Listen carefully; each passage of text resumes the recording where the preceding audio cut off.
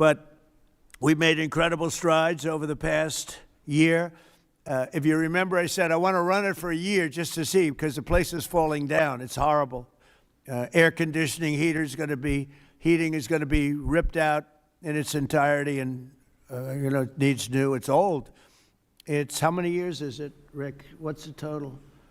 50, almost, yeah, over 50. And we have 50-year-old air conditioning, more than that actually, and it's in bad shape. Everything's in bad shape. It's got to be redone.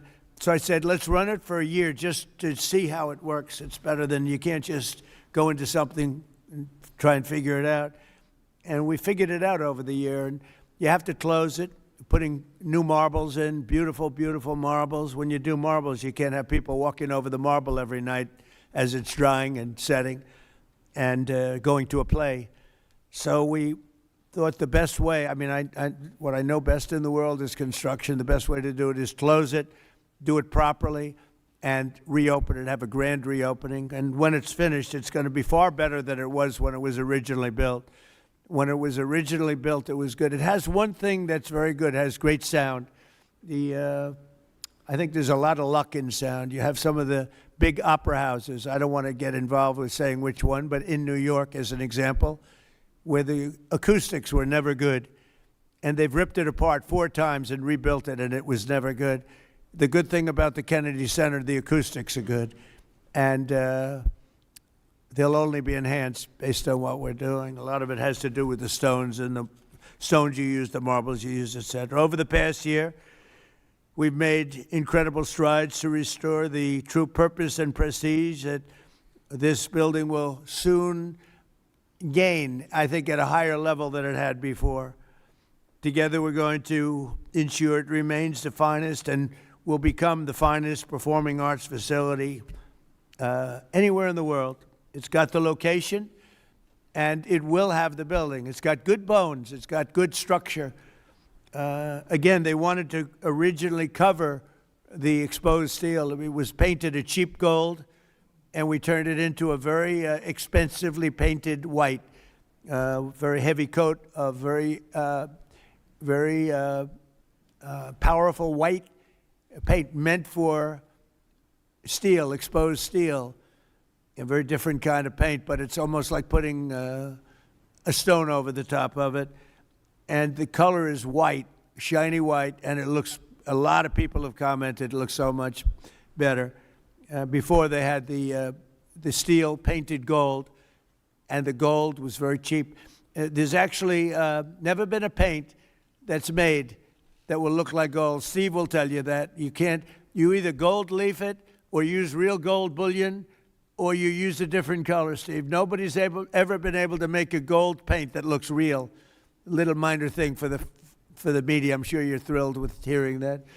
But there's never been a paint. I said someday I'm going to discover a paint where you don't have to actually use gold leaf. Gold leaf is a very, very big and expensive process, but it's a beautiful thing, but not when you use paint. So we got rid of the gold columns, which looked always terrible. They looked cheap and they looked fake. Very much like the media, actually. And we took the columns and we painted them white. Before we painted them, Matt, very importantly, we structuralized them. We replaced bad steel that was very badly rusting. I mean, these are columns that are holding up a building. And we had to replace areas of columns that were actually rusted out because it was in very bad shape. It's not even describable how bad this building was, both inside and out. I want to thank Rick Grinnell, but you really did a great job, Rick, on this, and we appreciate it. I'm looking for your next venture, because he really was, there was a story he got fired. He didn't get fired. He was here for a short period of time, for a year, figuring it out with Matt and everybody else, and Matt now is going to take over, and he's a pro at construction, great at construction, and I think Matt would like to run the facility too. He's fallen in love with it, and I think he'd do a good job, but if I don't think he will do a good job, I'll say, Matt, you're fired, I'm getting somebody else. So you're under no pressure, Matt, okay? It's like Bob Kraft. If a football player doesn't perform well, typically you will fire him immediately, Bob. Do you ever let them stay around for 4 or 5 years if they're bad? Not too many times, right? So anyway, I learned from you. So I want to thank also Attorney General Pam Bondi, who's been fantastic. I don't know, is Pam here someplace? Oh, hello, Pam. Good. She's been great. And the Speaker of the House, he's got the easiest job of anybody in government. He's got a majority of 2. I don't like to say 1 because it varies, but between 1, 2, and 3. And I think you're the only man that's ever lived that's able to be very happy about it. In fact, when we get up to 3, you know, every once in a while we get up to 3. Actually, for a period of time, we had it up to 4, and then we had a death. And death is very bad when you're the Speaker and you have a majority of 2 or 3. But we had a death, and then we had another death, and we had some things, and but we're looking very strong. We had one man who was very ill. It looked like he wasn't going to make it. I don't know. I won't mention his name. Should I? Do other people know his name? Do you want to mention it? He'll be proud. Go ahead. Tell him the story. Okay. Well, thank you, Mr. President.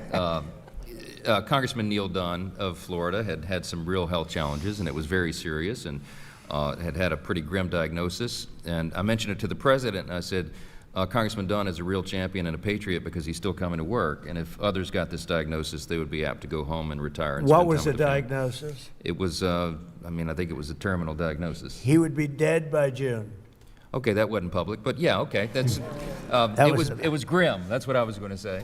I don't think with a heart problem, by the way. This was a heart problem. Right.